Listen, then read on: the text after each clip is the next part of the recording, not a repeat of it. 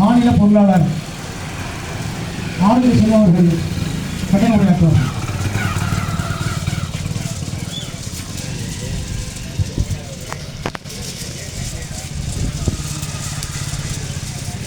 தலப்பால் அரசு மேல்நிலைப் பள்ளியின் தலைமை ஆசிரியர் கலைச்செல்வம் அவர்கள் தற்கொலைக்கு காரணமானவர்கள் மீது நடவடிக்கை எடுக்க கோரி இங்கு நடைபெற்றுக் கொண்டிருக்கக்கூடிய இந்த ஆர்ப்பாட்டத்தை தலைமையேற்று நடத்தி கொண்டிருக்கக்கூடிய தெற்கு மாவட்டத்தினுடைய செயலாளர் அண்ணன் நாக ராஜேந்திரன் அவர்களே, இந்த ஆர்ப்பாட்டத்தில் எனக்கு முன்பாக கண்டன உரை ஆற்றி இருக்கின்ற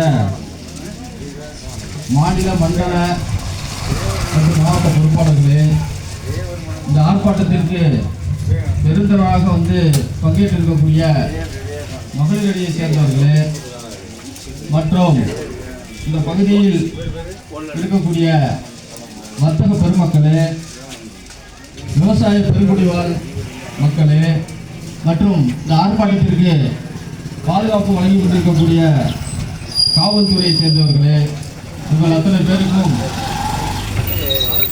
வளரும் தமிழகம் கட்சியின் மாநில தலைமையின் சார்பாக முதற்கண் வணக்கத்தை தெரிவித்துக் கொள்கின்றேன்.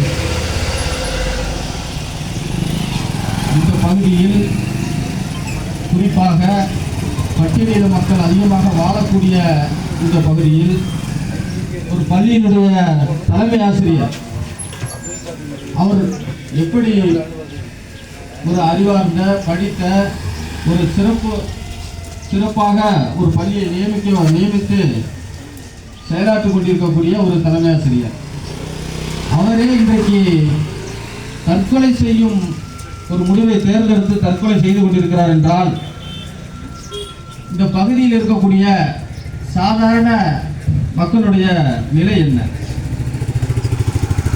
சிந்தித்து பார்க்க வேண்டும்.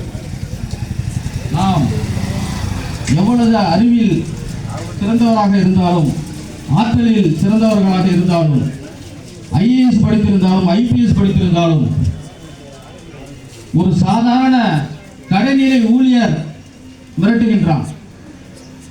ஒரு மருத்துவமனையில் ஒரு மருத்துவமனை முதல்வரை சாதாரண ஓட்டுநராக பணிபுரியக்கூடிய ஒரு ஆதிக்க சமூகத்தை சேர்ந்தவன் ஒரு முதல்வரை மிரட்டுகின்றான். இது சமீபத்தில் கடந்த 6 மாதங்களுக்கு முன்பு இதே திருவாரூர் மாவட்டத்தில் நடந்தது. காரணம் என்ன என்று பார்த்தால், அவன் ஒரு குறிப்பிட்ட சமூகத்தை சேர்ந்தவன். அவனுடைய உறவுக்காரர்கள் எல்லாம் மாவட்ட செயலாளர், மந்திரி என்ற அளவில் உறவு இருக்கிறது. இதே போன்ற நிலைதான் தமிழக அரசில் உள்ள அனைத்து துறையிலும் இருக்கிறது. ஏன் காவல்துறையில் கூட இன்றைக்கு அந்த நிலைமை தான் இருக்கிறது. ஒரு குறிப்பிட்ட ஒரு ஆய்வாளர் அவர்கள் தொடர்ந்து பட்டியலின மக்களுக்கு எதிராக இந்த பகுதியில் நடந்து கொண்டிருக்கிறார் என்று மாவட்டத்தினுடைய கண்காணிப்பாளர் அவர்களிடம் சென்று நாங்கள் முறையிட்டு வருகிறோம். அவர்கள் மீது எந்த நடவடிக்கையும் எடுக்கவில்லை. அதற்கப்புறம் தான் தெரிகிறது அவர் டிஐஜியினுடைய உறவுக்காரர் என்று. இது போன்று இன்றைக்கு இருக்கக்கூடிய இந்த திராவிட மாடல் ஆட்சியில் எங்கு பார்த்தாலும் அரசியல் தலையீடு, அனைத்து துறையிலும் அரசியல் தலையீடு. ஒரு பள்ளியினுடைய தலைமை ஆசிரியர் அவர்கள் தற்கொலை செய்து கொண்டிருக்கிறார். இந்த பள்ளி கல்வித்துறையினுடைய அமைச்சர் அன்பில் மகேஷ் அவர்களுக்கு இந்த செய்தி தெரிந்திருக்கும். தெரிந்து அவர் இதுவரை ஏதாவது ஒரு விசாரணை செய்திருக்கிறாரா, இல்லை சம்பந்தப்பட்ட அந்த மாவட்ட முதன்மை கல்வி அலுவலரை அழைத்து என்ன நடந்தது என்று கேட்டிருக்கின்றாரா, அந்த குடும்பத்திற்கு ஏதாவது ஒரு ஆறுதல் சொல்லியிருக்கிறாரா? எதுவும் கிடையாது. அவர் பாட்டுக்கு ஏதோ ஏன்னா திமுகவில் எல்லாம் குறுநில மன்னர்கள் தான் இன்னைக்கு வாழ்ந்துகிட்டு இருக்காங்க. ஒவ்வொரு மாவட்டத்திலையும் தொடர்ந்து ஒரு குடும்பத்தை சேர்ந்தவன் மாவட்ட செயலாளர், அமைச்சர், எம்எல்ஏ.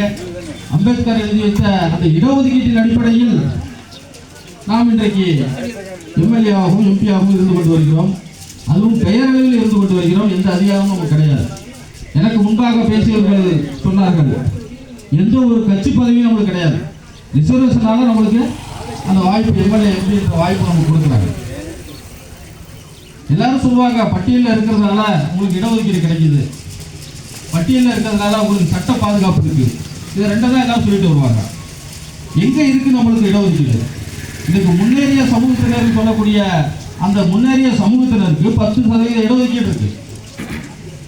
நமக்கு இருந்த அந்த 18% இடஒதுக்கீட்டில் 3% இன்னைக்கு அருந்ததியர் கொடுத்தாங்க. அந்த 3%லையும் அந்த அருந்ததியர் போகலாம். திரும்ப நமக்கு இருக்கக்கூடிய அந்த 15%லையும் அந்த அருந்ததியர் முதன்மையாக போயிடலாம். அப்போ இடஒதுக்கீட்டையும் நம்ம அனுபவிக்கவே இல்லை. இடஒதுக்கீடுன்னு சொல்லி நம்மளை ஏமாத்திக்கிட்டு இருக்கோம். அனைத்து பேருக்கும் இடஒதுக்கீடு இருக்கு. நமக்கு இருக்கக்கூடிய இடஒதுக்கீட்டை கூட தட்டி பறித்து இன்னொரு சமூகம் அடித்து போயிட்டு இருக்கு. அவன் எந்த சமூகம்னு பார்த்தானா அவன் தமிழை பூர்வமான சமூகம் கிடையாது, பிறமொழி சமூகம். அடுத்து சட்ட பாதுகாப்பு. பட்டியலினத்தை சேர்ந்த ஒரு மனிதன் படுகொலை செய்யப்பட்டாலோ இதுபோது தற்கொலை செய்ய தூண்டி தற்கொலை செய்து கொண்டாலோ புகார் அளித்தவுடன் 24 மணி நேரத்தில் காவல்துறை நடவடிக்கை எடுக்க வேண்டும். இப்படி இந்த காவல்துறை தமிழக அளவில் இன்றைக்கு நடவடிக்கை எடுக்கிறார்களா? கிடையாது. புகார் கொடுத்தவருக்கு உடனடியாக காவல்துறை பாதுகாப்பு கொடுக்க வேண்டும். சம்பந்தப்பட்ட குடும்பத்திற்கு அரசு வேலை வழங்க வேண்டும், இழப்பீடு வழங்க வேண்டும். இன்னும் எத்தனையோ நடைமுறைகள் இருக்கிறது. ஆனால் எதையுமே இந்த அரசும் காவல்துறையும் பின்பற்றுவதில்லை.